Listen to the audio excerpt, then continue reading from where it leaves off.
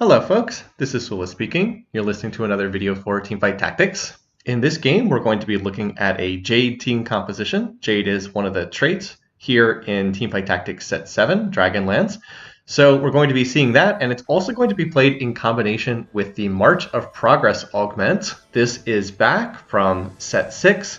The numbers have been tweaked a little bit on it, but it's back again. And that's going to influence a lot of what I do in this game. But mostly we're going to be seeing how a Jade team composition can be built, with the kind of caveat that it will be a little bit different since I'm going to have this unusual augment in terms of March of Progress. All right, I went ahead and grabbed a sword off the initial carousel. Right now, this is the release patch of Teamfight Tactics Set 7. Right now, I'm liking the idea of taking a sword off the initial carousel because if you then get a tier drop, it opens up the way to play some kind of mage-based team composition with a Spear of Shojin. Or alternately, if you get more AD items, then you're like, oh, well, I already have a sword. So if I get like a glove or a bow or another sword, as I have here, then you can just look to play into some kind of AD-based team composition. So from what I'm seeing here, I already know that I'm probably going to play something AD-related. The Mirage variant I'm checking here. It is Executioner's Edge, always critically strike low health targets. So I'm looking at this, and since I had the early Leona, I was thinking maybe I'd play into Mirage trait this game, which I don't think would be terrible. Like if I got an early Yone to show up in the store, that might be the way to go. I also, by the way, I also get a Nunu to show up here. So I was like, oh, I was thinking maybe I play Mirage, but then I get this to show up in the store. I see that there's a Karma and there's an Ashe, plus I hit 2-star Taric, and I was like, actually, this feels like it might be a Jade game, and that's the direction that I ultimately end up taking here. I was like, yeah, this actually feels like it's probably a Jade game, because I've got the Taric, I can play Ashe plus Karma, then all I need is one more Dragonmancer to put that trait in play, or I can play Leona for Guardian. I just feel like I have a lot of options here, and there's also the option to put items on Ashe to start the game, and then switch them over to Xayah, who's a better swift shot later. Okay, so we start with Prismatic, and I actually don't like any of the augment choices there. So I'm going to go ahead and take March of Progress here. Gain 4 bonus XP per round. You can no longer use gold to level up. I also get a bit of a high roll here in that I get double karmas, so I'm going to be able to play into Jade pretty nicely here. So March of Progress, as I mentioned, it's back from the previous set. It was around in Set 6. They have tweaked the numbers on this a bit. It was initially a gold augment, and it did what you see right now. That is 4 XP per round. You cannot spend gold to level up. But it was then buffed in Set 6.5. Well, I don't know about buff, but it was reworked in Set 6.5. They increased the XP per round from 4 to 5, but they made it prismatic instead of gold. So here in Set 7, they've actually nerfed it quite a bit. They've kept the augment as prismatic, but they've lowered the XP back to 4 per round instead of 5 per round. So it's back to the same value from Set 6. However, it's now prismatic tier instead of gold tier. So that, that's quite a bit weaker because now you're competing with everybody else having a prismatic augment against you if you have this. But I liked it more than any of the other options. Nothing else that I saw particularly was something I wanted to play. I wasn't looking to try to pull multiple Tome of Traits. I wasn't looking to try to do something with loaded dice. I think there was a scale scorn option, but I didn't really have much in the way of that. So I just decided we'll go with this. And, we'll take it. By the way, this Ashe versus Ashe fight's pretty hilarious. I figured we'll go with this, and I do know how to play March of Progress from the previous set. So I'm going to get 6 XP per round. I'm going to get 4 from March of Progress, and then I'm going to get the 2 that you innately get every single round. So I'm going to level quickly to about level 6, level 7, and then I'm going to be stuck at level 7 for a long time because that's how it worked when March of Progress was a gold augment back in Set 6. So I'm going to hit level 7 for a long time. And what this means is the goal of March of Progress is to try to 3-star some units. Ideally, you want to 3-star some 3-cost units. That's actually not great for this Jade composition because Jade doesn't really play through 3-cost units. In particular, Anivia is a 3-cost Jade unit, but all the other Jade units are either 1 or 2 cost or 4 or 5 cost. So that's not, and Anivia is not really a carry unit. She's a support unit, so she's not really someone you would base the team composition around. So that's not ideal, but this will still preserve me a ton of gold by meaning that I will not have to spend gold to level up that I'll just level up automatically. So I'm trying to make the best of the augment I got here, and I will just have to adapt my gameplay as things go along. Here I run up against someone else who's playing Jade, and they have gotten an Anima Visage out of a portable forge. I believe that, yeah, there's the Anivia. So I could start stacking Anivias here, but I was like, this is going to be too expensive. Anivia is going to cost me 3 gold. I don't want to spend that much gold. I'd rather just hold off. And I actually am not going to end up playing Anivia throughout this game. She just ends up not fitting into the team composition I'm running. If I had gotten a ton of AP items, then maybe I would look to run her, but I have all AD items, so that means I'm going to play through Ashe, I'm going to play through the Swift Wing trait, or Swift Shot trait, not Swift Wing, Swift Shot. I'm going to play through Ashe and AD items, and then look to build a tanky front line to pair with that. As far as other units I'm playing, I picked up the Lee Sin because Lee Sin gives me Dragonmancer trait. Dragonmancer as a trait allows you to pick one of your Dragonmancer units as the Dragonmancer hero. It gives them extra health and extra ability power. You have to choose a Dragonmancer hero though. You can't give it to just anyone. It has to be someone who has the Dragonmancer trait. I have chosen to give it to Karma here because she is 2-starred. I believe that she gets... they've changed the numbers on this a number of different times. I believe that Dragonmancer 3 is around 20 ability power and around 500 health. But again, they've tweaked the numbers on this a fair bit back in pre-release testing. So I just have it on Karma. And Karma I'll play for now and probably drop later for a better unit. All right, well, overall, so I went win, loss, win. Not ideal in terms of going on a win streak, but not too bad. And here I decided I'm going to take this bow because this bow will be flexible. I can maybe make a Titan's Resolve with it. I'm hoping to play towards the Jade Dragon, Shi-O-U, and I'd like to put a Titan's Resolve on that unit because it's one of her best items. Or alternately, it could be a Rage Blade, it could be a Giant Slayer for Ashe. It's a nicely flexible item.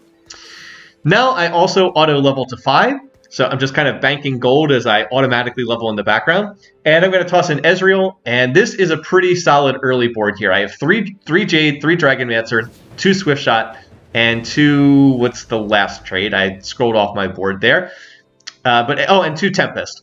So Tempest is nice. Ezreal has this, and Lee Sin has this trait. It means that after 8 seconds, there's going to be a lightning bolt that comes down, hits the whole enemy board, does a little bit of damage. Tempest 2 does not do a whole lot of damage, but does percentage of the enemy's unit's health as true damage. And here it comes, and there we go. There's the true damage lightning strike. And then after it goes off, Tempest units getting increased attack speed for the remainder of the fight. So this gives me a little bit of extra crowd control, does a small amount of true damage to the enemy team. But the main reason why I want that is Ezreal also has the Swift Shot trait, and that pairs with Ashe, who also has Swift Shot trait. This is essentially this set's version of snipers from previous sets. Swift Shot units deal more damage based on how far away the target is. People may recall in past sets, sniper units dealt extra damage based on how far away the target was. So instead of extra damage, it's extra attack speed. I think it's overall probably weaker than the sniper trait was, but it has its place, and it's useful for various AD units. So Ashe, Ezreal, Varus, and Xayah are the Swift Shot units. Wow, I said Swift Wing again. So that kind of fills up my board, and then I'm playing around the Jade trait overall. I'm hoping that I can win this round because this would run my win streak out to 3 matches and get me to 30 gold in the bank, which would be nice. All right, so I'm up against someone who's playing Mirage. Remember the Mirage trait this game. Mirage trait changes from game to game.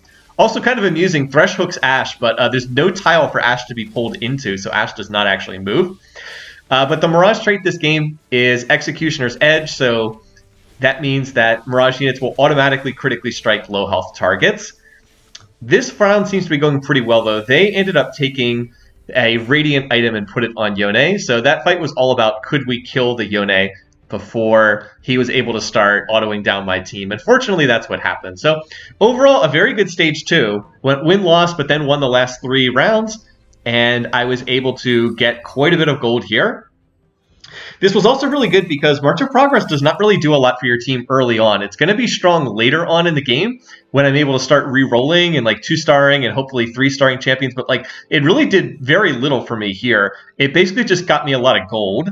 So the fact that I was able to win rounds against people who had prismatic augments that gave them power instantly is actually a really good sign. People who took like a Radiant item or got Ornn items or took loaded dice or whatever. Like, the fact that I was able to win rounds without those benefits is actually quite nice. All right, so we've got a minion round here. I was kind of hoping for more AD items to finish itemizing Ashe. I don't get that, but I do get double belts, and that's actually quite good. I'm actually very happy with the double belts. So I'll just go ahead and make Warmogs with this. And the reason why that's really good is it synergizes with Jade's percentage-based healing. I was actually considering playing Talon here, but I think I decided that I'd rather just play the Leona for Guardian trait, because it's going to make Taric more tanky. All right, well, I haven't actually talked about what Jade trait does, so since that's the featured trait in this video, let's go ahead and cover that while we've got a minute here. All right, Jade trait. It summons movable Jade statues that grow in power. Each combat, allies adjacent to a statue gain attack speed and maximum health healing every 2 seconds. When the statue is destroyed, it deals 33% of its health as magic damage to nearby enemies. So that's kind of irrelevant. It deals a small amount of damage when people break the statues. But the main thing is people who stand next to the Jade statues, they gain attack speed, and they gain a percentage of their max HP in healing every 2 seconds. So this is why the Warmogs is really good.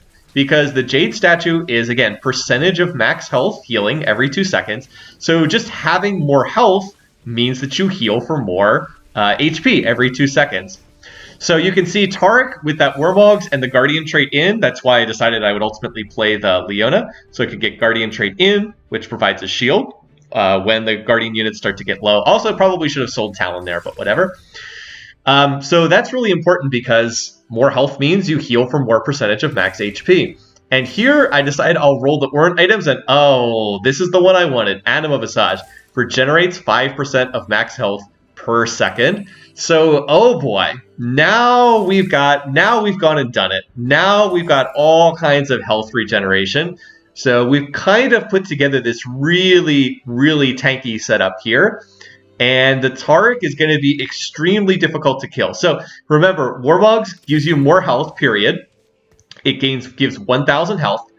Anima Visage means heals for 5% of max HP every second. And then Jade trait means that you heal for percentage of max health every 2 seconds. Jade 3 right now is 2% max health. And then when I get to Jade 6, that'll be 5% of max health. So let's say I get up to Jade 6, shall we? Which should be pretty easy to do over the course of this game. The person holding Anima Visage is going to heal for 5% of their max HP every second. And then every other second, they heal for 10% of their max HP. So it'll be 5%, 10%, 5%, 10%, 5%, 10%. So you get the idea. It's actually really difficult to cut through that much healing. I'm up against the one person who beat me earlier in the game, and they're basically running something similar to what I have. They also have a Taric with Anima Visage, and they're also running the Jade trait. But they don't have that Warmogs, so they are not healing for anywhere near as much as I am. And so you can see we're eventually going to cut through that unit, and then we're going to burst down the rest of the team. They're also playing through Karma, which I kind of think is a mistake. I don't think Karma is a good unit to play through. Maybe in the early game, but as a one-cost unit, she just really does not do very much damage. So I'm not a big fan of trying to rely on Karma. All right, so as far as other options here, I can't level. That's what March of Progress means. I cannot buy XP. So I'm just kind of waiting to hit level 7 here. And because I'm on this big win streak, I don't really feel the need to upgrade the quality of my board. I think it's strong enough to keep winning rounds. So what I'm going to do is I'm just going to sit on my gold here. I'm just going to sit here and let it build up. Longtime players of Teamfight Tactics, I'm sure will know you stop getting extra income after you go over 50 gold. So any gold over 50 gold in your bank does not give you an economic benefit. But I'm just going to let it sit up here and pile up because I want to roll at level 7, where the odds are going to be much better to find 4-cost units. They'll be about the same for 3-cost units, but the odds of 4-cost units go up a lot. I believe they go from 5% to, is it 15%? I think it's either 10% or 15%, but they go up by a huge amount. And so that's why I'm going to wait to roll until I hit level 7, because I want to find Xayah. I want to move out of Ezreal long term. Like, Ezreal's been good for the early game, but I want to move into Xayah. And I want to have better odds to find the Jade Dragon, Xiaoyu. She is a 4-cost dragon. Well, 8-cost, because the dragons are doubled in cost. But yeah, so I will have much better odds to find the Jade Dragon there, and then I can start shifting into my comp. Because guess what? If Taric is tanky with Warmogs plus Anima Visage, Xiaoyu is going to be much tankier with this same setup. All right, so here I wouldn't have minded taking the the Chain Vest because that would have given me Titans for future Shi-OU. Instead, I've got my choice between bows and swords. I wasn't quite sure which one to take, but then I was like, well, guess I'm going to get a sword here. If I had taken the sword, I would have, or excuse me, if I had taken the bow, I probably would have made Giant Slayer, which I don't think would have been bad to do. But in any case, I'm going to go ahead and I'll play this Braum, just a more useful unit than Leona. I know I'm not going to be running Guardians long term. And since I have double swords, I'll go ahead and make the Deathblade here because that's going to increase AD. It'll be a good item. It's a good item on Ashe. It would also be a good item on Xayah down the road. My plan was if I hit 3-star Ashe, then I'll look to play 3-star Ashe. But if I hit 2-star Xayah, then I'll sell Ashe and move the items over to Xayah. I haven't even found one Xayah yet, though, so you get the idea.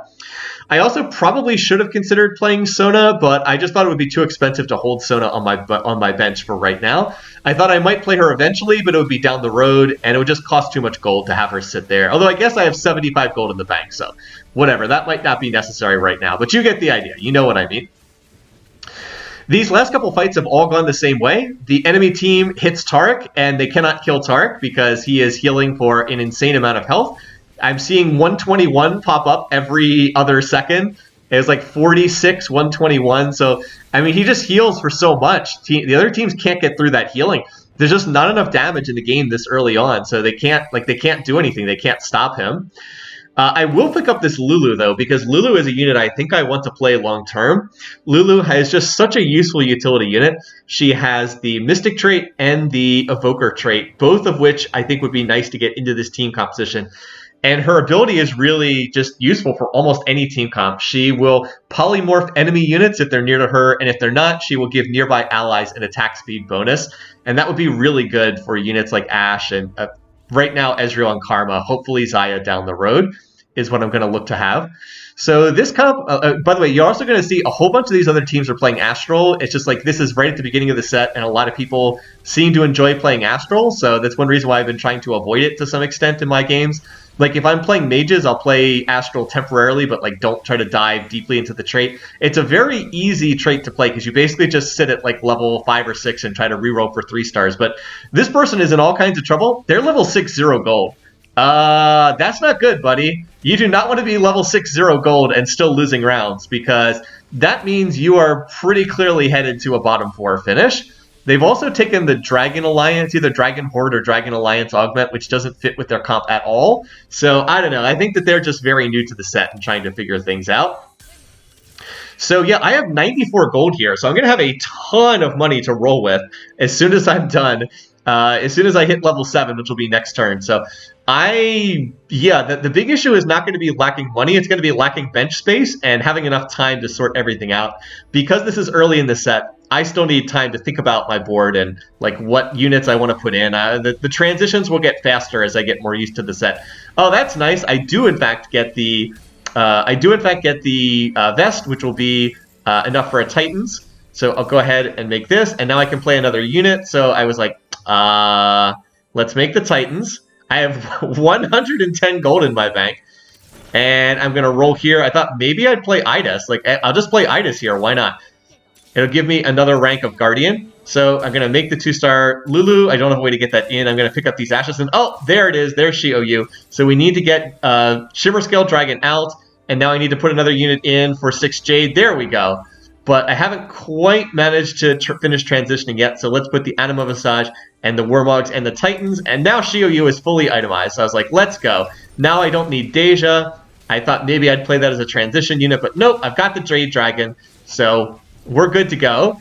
So I should talk briefly about Shi-OU's ability because Shi-OU is going to be one of the main units that I'm playing through in this game. You might have noticed Shi-OU is just taking literally no damage as she punches people to death. This is a reskinned version of Galio, so it's a dragon, but it's just a reskin of Galio's base model. But it's bright green. The slang term people have been using for this unit is Shrek, which is kind of amusing. I've also got a Frozen Heart here that maybe can go on Nico. And oh, look at this. We get another Prismatic. I was like, it's not Earth's Grab Bag. I don't believe that there's a Jade Spatula item you can make. I think it's just Celestial Blessing. Celestial's actually quite good. Just giving me innate healing.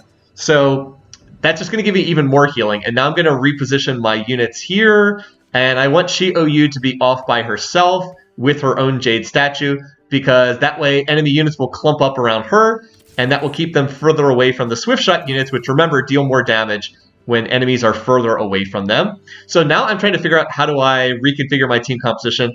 I don't think this is quite right. I think I can absolutely get stronger. I need to roll more gold here. I also definitely need to pick up this Nico. So I'm like, and I want to get Nico on my board as well. She's another Jade unit, but she brings Shapeshifter, which will pair well with Gnar, and she will be able to shapeshift into Shi-OU and pick up some of Shi-OU's stats. All right, as far as the big unit, though, Shi-OU, I'll just go ahead and read the description of this dragon. So Shi-OU has dragon trait. You can only play one dragon in this set unless you get the special Dragon Horde, Dragon Alliance augment.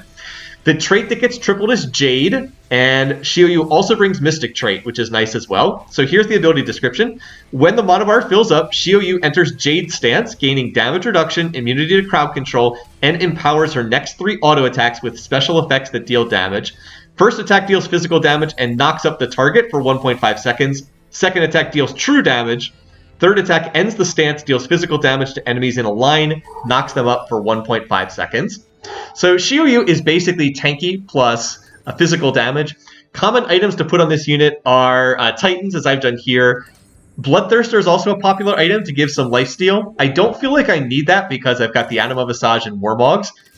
And do I scroll past this Lulu? I thought I was trying to pick up Lulu's here. Oh, I scrolled past that Lulu. That's sad. But hey, I finally find a Xayah, so I definitely want to play this unit. So let's go ahead and try to put this in, although it looks like I'm going to need another round to do that. I'm still sitting on 100 gold here because I'm not rolling fast enough. So basically what I've done is I'm transitioning out of Tempest trait.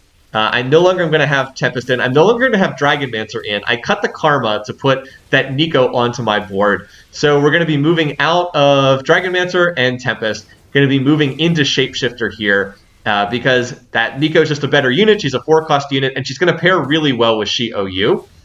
I'll talk more about what Nico does in a second. We've got a carousel here. Oh, I actually knocked somebody out of the game. What? It's only 4-3. I guess that person's having a bit of a rough game.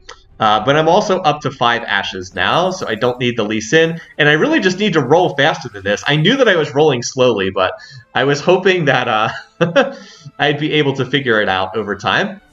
Okay, so now I'm still looking to itemize my Ashe/Xayah, because that's going to be my other carry in addition to Shi-OU. Shi-OU is like tanky plus AD, and then my swift shot units are like just typical ranged AD. So physical damage, like I have Infinity Edge plus Deathblade, and now I just want to get some more attack speed. So Rageblade would be good, Last Whisper would be good here, so the bow can turn into one of those items. I believe I end up going for Rageblade, but we'll get to that down the road. All right, so let's get Xayah in here. We don't need Ezreal. That's just a straight upgrade. And oh my god, 126 gold. Can we roll a bit more? Then I decide I will play the Lulu over the Lee Sin, because Lee Sin's not really doing all that much. And oh, well, we got 2-star Shi-OU. Well, let's keep stacking that unit, shall we? I also get the 1% Yasuo, which is kind of funny. That was another unit that maybe I could have looked to play after I was running some Dragonmancer stuff. But I was like, no, we'll just go with the Jade stuff here. Ornn also a possibility, but I'm not really playing into Bruiser here. So Nico, I mentioned I was going to talk a little bit more about Nico, so let me cover what her ability does. She is Jade plus Shapeshifter. Gnar is also Jade plus Shapeshifter, which is why they have natural internal synergy. So what does Nico do? Well, she transforms into other units. Each combat, Nico disguises herself as the nearest allied champion, adds their bonus attack damage, attack speed, and ability power to her own, copies all other stats except health. She then gains a shield. When the shield breaks, she transforms into Nico form and casts Pop Blossom, dealing magic damage to nearby enemies and stunning them for 1.5 seconds. Nico can then cast Pop Blossom each time she reaches maximum mana. So Nico's a frontline tank. She is best itemized by putting tank stats on her. And she will copy some of the stats of units that are standing next to her. Well, she will not copy health, which is a bit sad, but she will get a lot of the other stuff that Shi-OU has. Like, she will get the benefit of a bunch of these other stats. So it will just stand up there with that Frozen Heart, slowing the attack speed of the front line, and just be, again, really, really tanky front line. So again, I'm rolling here, looking for more stuff. I decided at this point I'm not going to play the Anivia. I just don't see how Anivia gets into my comp, but I have found 5 Lulus, and that's pretty good. Lulu's giving me Mystic Trait. Remember, Shi-OU provides Mystic Trait as well, so that's going to give magic resistance to everybody on the team, make me that much tankier. And Lulu, as I said, is just a great, great utility unit. By the way, this is the other person playing Jade, so we kind of have like dueling team compositions here. But I've got the 2-star Xiaoyu, who is just not really killable. For some reason, this person's not playing Xiaoyu. Maybe they haven't found the Jade Dragon yet. I'm not sure. They are playing some pretty decent units. Like they've got a Bard in there, and they've got a Trinity Force on. I guess they're playing Shapeshifters or something. They have it on Swain, but they still have a lot of their carry items on a 1-star Karma, and like that's just not going to carry hard enough. Karma's just not going to do enough. All right, so here I'm looking for different items. I probably should have just taken that very first one, taken the glove and put it on Ash, and then just made Last Whisper. Last Whisper is not too popular in this set because there's just not that much armor in this set. There's no trait like Vanguard in this set as there was in the previous one. So I go for the Rage Blade. It's not bad. But given that Lulu is already providing attack speed and the Jade statues are also providing attack speed, I think that it might have been better here to take the glove. And I already had an Infinity Edge, which naturally pairs with a Last Whisper. So yeah, I'm just rolling here. I'm trying to see if I can hit the Lulu 3-star. I'm at, what, 7 Lulus? Or 8 Lulus, and I'm at 6 Xiaoyus, so I'm getting closer to hitting that unit as well. If that other Jade person would hurry up and die, then I won't have to worry about contesting Jade units with them much longer. I'm a little disappointed I haven't found more Zayas. I've only found the one. It's obviously better to play these items on Ash 2-star over the Zaya 1-star. So yep, we're just going to keep rolling, and oh, there we go. We've got the Lulu here. So yep, Lulu 3-star. I put the Static Shiv on Lulu, so she'll debuff enemy magic resistance, although I don't deal that much magic damage with this comp. So she can use that Static Shiv quite well, and Lulu's ability gets a lot stronger at 3-star. So I will go ahead and read her just as soon as I can find where she's located on the cheat sheet that I have on my other screen here. All right, here we go. So Lulu's ability is she enchants the nearest units. Enchanted allies gain attack speed for 5 seconds. Enchanted enemies are polymorphed, turned into little dragonlings for 1.5 seconds.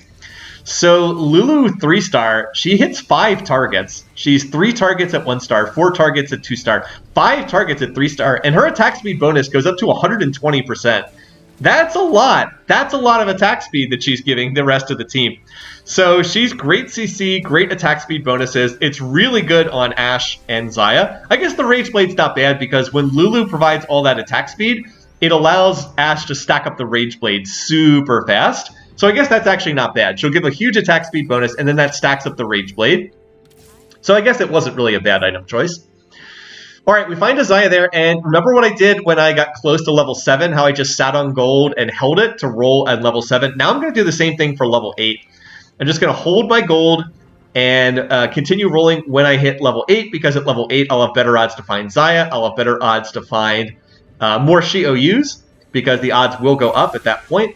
By the way, I'm also hoping this person who has the golden egg is going to get knocked out before that egg hatches. They are on 1 hit. They're on 12 HP, so they will die if they lose another combat. But yep, I mean, we're clearly not in like a health crunch right now. I'm on 96 HP. I've won 14 rounds in a row. So not terribly worried about any of that stuff. Yeah, let's go level 8. We obviously are never going to hit level 9. If I could level with, if I could pay gold to level up, I would have done that a long time ago, but that's not going to happen. So, you know, we'll chill here, we'll go level 8, and then we'll try to hit the 2-star Zaya, try to hit more Xiaoyus. I only need 3 more Xiaoyus for Xiaoyu 3-star, which just instantly win the lobby. And it looks like the golden egg player got knocked out.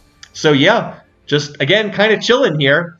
Now, if other people are going to beat me, it's going to be in one of these next couple rounds because, you know, we're getting to the end of the game. Other people are going level 9. They've rolled down at level 8. I'm not even level 8 yet. I can't play 8 units. Like, if someone's level 9, they have two additional units up on me right now. Like, I'm stuck at level 7 while they could have 9 units at level 9. So if I'm going to lose a round or two, it's going to be like the next couple rounds because I'm very close to hitting level 8. Then I'll get to play another unit. I was thinking it probably is Bard or Sona. Sona would give me Evoker. Bard would give me another rank of Mystic, so we'll just see what we hit. So I'm thinking it's probably one of those units. But if I'm going to lose, it's going to be one of these upcoming rounds. And I think this is actually the strongest comp in the lobby. They have a 2-star Deja. That's the Wind Dragon in the back there. They've also found a Yasuo, which is going to spike their comp. They're running Mirage. They're just like heavily playing through Mirage trait. So the question is, can we beat this person's board? Oh, it's down to just Lulu and Ash. Lulu gets the polymorph off. Lulu's going to fall. Oh, this is close. Come on, Ash. Come on, Ash. You got the healing. Oh, that was super close. So like I said, this was when I was going to lose a round if I was going to lose one. So, oh well. And now we've got another carousel here, and there's some good stuff. I mean, there's a Zeke's here. I see that Trap Claw on a Bard, and I was like, ooh, I would definitely like that. Zephyr also an option, but I think that Bard with a Trap Claw is really good here. So I was like, all right, I guess I'll just play the Bard. He'll give me another rank of Mystic. He'll also put his unique trait in play, and he'll give me Trap Claw, so that's great. And now we're level 8, so let's go ahead and roll. And I think I should be picking up Sona's just because Sona 2-star would be better than Bard 1-star. And I was like, all right, let's pick these up. Keep going. I was like, all right, well, Sona 2-star is better than Bard 1-star. So let's go ahead and play the Sona. And I want to make sure that she's getting Trap Claw value. I was like, I guess I can't put her next to the Jade statue. I guess that's okay. But we just found another Shioyu. That's 7 of them. So, yeah, and I have a ton of gold to roll still. It's not like I can ever go to level 9. So let's just keep hunting around here and see if we can find this unit. All right, so we're up against Mirage player. This is actually another person playing Mirage. It was very popular in this lobby. At least 2 people playing it. I think there was a 3rd person playing it earlier too. So that's good for me. These people are contesting Dejas. They're contesting Yasuo's. So my board's going to hold up just fine. And we're going to be able to punch through and put a hit on that person. And I'll just keep rolling here. I might as well. By the way, I should really pick up these Sonas. There's no reason not to just try to 3-star Sona. And then I was like, oh, maybe I could have been at 6 Sonas here. Whoops. Oh, well. But, I mean, I might as well, right? I'm going to be stuck here re-rolling for 4-cost units. I might as well see if I can 3-star some of these. I'm still hoping I can hit Gnar. I'm very close to Gnar. And I'm still hoping I can hit Shioyu. These dragons are ungodly expensive. So that is a problem. Everyone costs 8 gold, so to hit a 3-star Shioyu is actually, what, 8 times 9? What is it, 8 times 9? That's 72 gold. So yeah, not easy units to 3-star, but I do have 7 of them, so that's nice. Oh, look at that Trap Claw blocking the Bard ult. That's why you build the Trap Claw, so that you don't get CC'd. And that allows Ashe to keep stacking up that Rage Blade. By the way, what's going on with Lulu? She's just standing there. What is going on with her? Something bugged out there. Well, in any case, my Jade Dragon is still alive. As long as Shioyu is still alive, we're in good shape. And maybe everything was just out of attack range for Lulu and she couldn't reach them. So we're going to be able to punch through and eliminate this person. And that gets the Jade person out of the game, which is great because more of those Jade units are going to go back in the pool. And oh, there we go. Now we're up to 8 Gnars. Gnar is not really significant in my comp, but if I can 3-star him, I might as well. I've got a whole bunch of these. Now, the item I get here is a Death Cap, and this might look like a bad item for my setup. It's like, oh, I'm not really running any AP units, right? Like, I don't really have any spellcasters here, so I don't really care about this at Death Cap, do I? But there actually is a great way for me to use this Death Cap. And unlike a Jeweled Gauntlet, which lets spells critically strike, the Death Cap's ability applies to any ability. It does not have to be damage related. So as it turns out, Death Cap is actually a really, really good item on utility units because it increases the benefit of their utility stuff. So we're going to hit the 3-star, Gnar, but I'm going to put this on Lulu. And look at this. I only had it highlighted for like a second. Lulu gives now a 210% attack speed bonus. Oh, and you know, we hit Shioyu 3-star, so you know, that's a thing too. So we also hit that unit, and I decide, you know what, I have the 2-star Xayah. I'll sell and replace, put these items on Ashe. So my board is now giga capped, and I do not anticipate losing any more rounds from this point on. I have a 3-star Shioyu, and I just hit the Xayah 2-star. And the Lulu now gives a 200% attack speed bonus. So that Rage Blade will stack up unbelievably quickly on Xayah. And she's going to be doing an awful lot of damage as well. But it doesn't compete with Shioyu. Shioyu is like completely unkillable now with this setup. I don't even know how many thousands of health that this unit has. I believe that I right-clicked on this unit. And the ability was now dealing 2,000 damage whenever Shioyu got her punches off. So yeah, now it's like I don't even really have anything to roll for at this point. I mean, we're down to just, what, 2 other people in the lobby? I guess I can try to find Xayah or Nico, because I have a couple of them. Maybe if I'd been grabbing Sonas throughout, I could play that. I think Bard might be slightly better than Sona here, but I have not been seeing Bard, so as I said, better to play the 2-star Sona. So now Ashe is just a trait bot in there for Swift Shot trait and Jade. And Xayah is now secondary carry. But, like, look at Shioyu. I'm going to right-click on the dragon here. I remember from when I Had this pre-recorded footage. Come on, Self. So yeah, 2,750 damage. Don't forget the 57% damage reduction when she goes into Jade stance as well. 57% damage reduction, and she punches 3 times for 2,700 damage. One of which is 2,700 true damage, so that's just going to one-shot any unit instantly. Because I don't think there's too many units that have 3,000 health and can survive a 2,700 health punch. So yeah, you get the idea. I have Soraka on the bench. I have no way to play her in this comp. I don't want to take anything out in favor of playing Soraka. So yeah, I have this legendary Jade unit, and I'm not even playing it because I don't need her. I can't get her in. So, I mean, this is pretty much a wrap right here. I love the way that this team came together, and I think that this ended up being an incredibly strong team composition. Don't forget that Nico's getting a whole bunch of stats from Xiaoyu every time she copies him as well. So my front line is basically unkillable. Xiaoyu does 1 billion damage, and if that for some reason doesn't work, Xayah actually wrecks people really hard too. Plus, I've got the CC from Sona ult. I have Nico's ult, which also provides more CC. I mean, this is just a stacked team composition. That Xiaoyu that cost 72 gold to put together. Yeah, I'm probably not going to have this happen in a game very often, but I will certainly take it. So that's a win. And it's a win with like 80-something HP. I believe I only lost 2 rounds the entire game. So I will certainly take it. Nico is Big Dragon 2. This was the first ranked game that I played of the set, so as you might imagine, matchmaking, still trying to sort things out. A lot of other people definitely just trying to learn the set like me, so some easy wins here, but I will take them. Anyway, thanks for watching, thanks for listening, hope you enjoyed this video. Until next time, take care, see you guys soon.